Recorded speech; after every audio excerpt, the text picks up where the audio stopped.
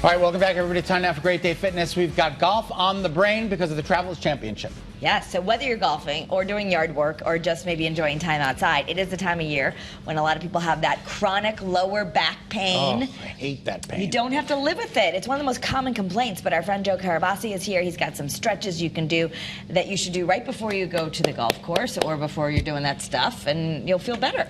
Yeah, absolutely. So believe it or not, low back pain gets worse in the summer because it's hot out, obviously, right? Okay. So our muscles get lubricated, they get sort of loose. But then we go into AC, and there's that drastic difference right away that tightens everything up a lot. And so 80% of most low back pain is actually caused by tight hamstrings, tight glutes, sometimes tight hips, but mostly tight hamstrings, tight glutes, hips, as well as a weak core. But those hamstrings and glutes, especially because we sit most of the day, right? Yeah. Those tighten up a lot when you go into AC. How important is a stretch before a workout? Well, I wanted to clarify. I would recommend doing it before a workout, before golf, something more dynamic than stretching after the activity. Stretching. So static after the activity. After the activity. That being said, if you are someone who is sitting most of the day and you do have low back pain, it's important that you do stop to do some stretches or any of the stuff that we're about to show you. All right, Okay, let's do so it. let's All right. So before golf, something, and also for low back pain, something that's going to sort of warm you up because, you know, it's a rotation, right?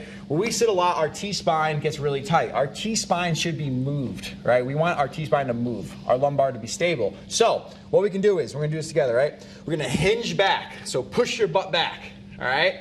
Now you're going to arch that low back. So you want a nice arch, bring those shoulders back. Now this right away is going to work the spine, but then from here, arms out at an angle. Now try not to slap each other, but we're going to keep our right arm still, and we're going to rotate at our upper back, not our low back, as much as we can without moving our low back, and then back in. Okay. Now remember, we're keeping our hips back. And other side. Just slapped me. Thought we were cool, man. All right, so here's the key with this one, though, right? If you do have really bad low back pain, if you don't keep those hips engaged, it will cause low back pain. Yeah, you're going to feel it. So you could always do that on a chair. It will make it easier, less you have to support. Okay. Okay. So a next thing that would be good before you do any sort of golfing for your hamstrings is just sort of loosen up. You can just kind of like similar position, but you're going to hinge back, reach your hands down, feel a stretch, and then drive your hips forward, squeeze your butt.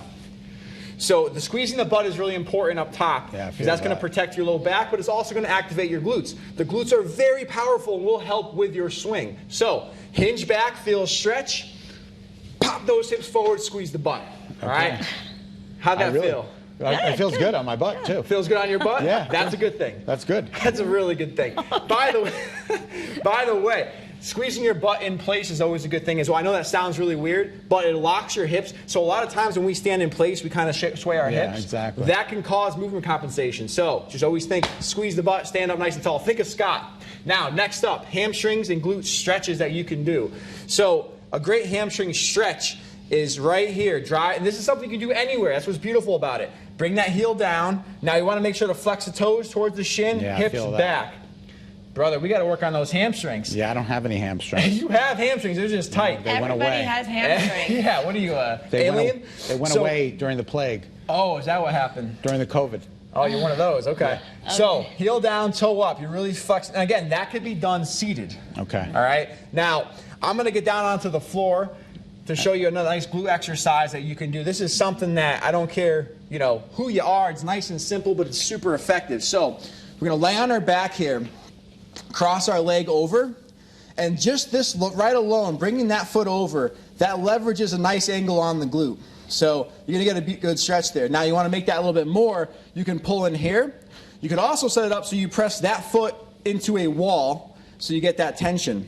And then from there you can always hug it. So those are two different variations, but again, nice quick glute stretch, which can be done seated as well. Yep. If you can't get onto the floor. All right, you can find Joe. He's right in Glastonbury at Define Wellness Center. That's D-F-I-N-E, wellnesscenter.com. You can also follow him at Joe Carabase on Instagram, and he does lots of little videos there. How often do you work out a week? How often do I work out a week? 30 minutes every day, he promises himself. Not actually, today was 15 minutes, but Generally speaking, 5 to 6 days a week. And one thing I want to say as well, with the red light therapy that we offer, it's not just good for shrinking fat cells. We have a lot of people who come in for pain management. Okay. So it helps decrease inflammation if you do have low back pain. Guess what's next? Eyewitness News at 4.